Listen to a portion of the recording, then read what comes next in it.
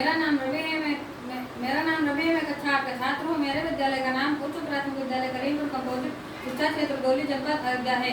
मैं आप लोगों को एआई यानी कि आर्टिफिशियल इंटेलिजेंस के बारे में बताऊंगा।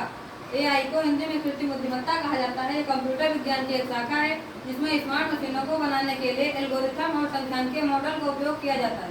इसका उद्देश्य कंप्यूटरों को मानव बुद्धि की तरह सोचने, सीखने और समस्याओं को हल करने में सक्षम बनाना है।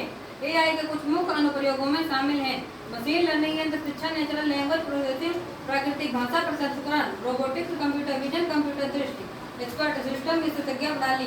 एआई के कई उपयोग हैं जिनमें से कुछ प्रमुख हैं। चिकित्सा में निदान और उपचार की सिफारिश, वित्त में जोखिम प्रबंधन और निवेश, ग्राहक सेवा में चैटबॉट और विद्युत सहायक, स्वायत्त वाहन और ड्रोन, साइबर सुरक्षा में खतरों का पता लगाना और रोकना। भारत के तमिलनाडु सिटी यूनियन बैंक में देश का पहला रोबोट लाया गया जिसका नाम लक्ष्मी है। एआई की शुरुआत 1950 के दशक में हुई थी। एआई के जनक जॉन मैकार्थी जी हैं। एआई 7 प्रकार की होती है। क्षमता के आधार पर narrow AI, general AI, strong AI.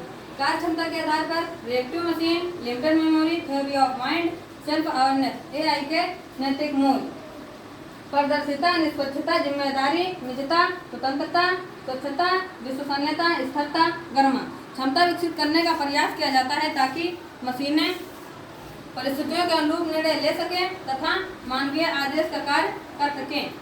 Delhi में मेट्रो बिना ड्राइवर के चल सकती है। गहरी खानों की खुदाई का काम इत्यादि ऐसे दुष्कर कार्य हैं जिन्हें इस तकनीक के द्वारा आसानी से किया जा सकता है। कृत्रिम बुद्धिमत्ता का इस्तेमाल चिकित्सा के क्षेत्र में दवाओं के side effect, operation, x ray, radio surgery जैसे कामों को भी किया जा सकता है। कृत्रिम बुद्धिमत्ता का इस्तेमाल स्मार्टफोन और कंप्यूटरों में भी होता है। लिखते समय कीबोर्ड हमारी गलतियों को सुधारता है, सही शब्दों का विकल्प देता है। कृत्रिम बुद्धिमत्ता से युक्त मशीनें कोई ब्रेक नहीं लेती हैं या अनेकों घंटा बिना रुका काम करते हैं।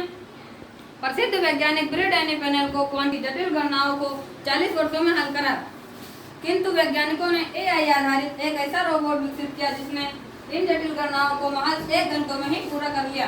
इससे एआई क्षमता तथा कार्य दक्षता का अनुमान लगाया जा सकता है। आर्टिफिशियल इंटेलिजेंस का इस्तेमाल कैंसर के इलाज या जलवायु परिवर्तनों से जुड़ी समस्याओं को दूर करने में भी किया जा सकता है। कृत्रिम बुद्धिमत्ता से संभावित नुकसान। कृत्रिम बुद्धिमत्ता से बड़े पैमाने पर बेरोजगारी फैल सकती है। फैक्ट्री कारखाने जैसे हजारों लोगों की नौकरी भी जा सकती है। कृत्रिम बुद्धिमत्ता आध्यात्मिक निर्भरता, मनुष्य की रचनात्मक शक्ति को समाप्त कर सकती है।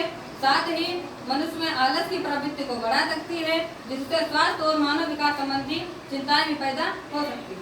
महाभारत में पांडवों में सबसे लंबे और विशालकाय भीम थे, जिनकी लंबाई 9 फीट के आसपास की थी, जबकि अर्जुन की लंबाई 6 से 6.5 फीट के बीच की थी।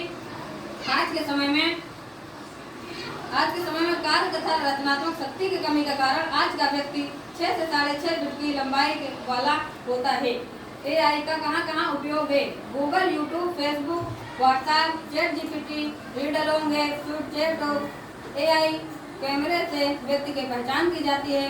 पुलिसिंग में भी इसका उपयोग होता है। आदि में एआई का उपयोग होता है।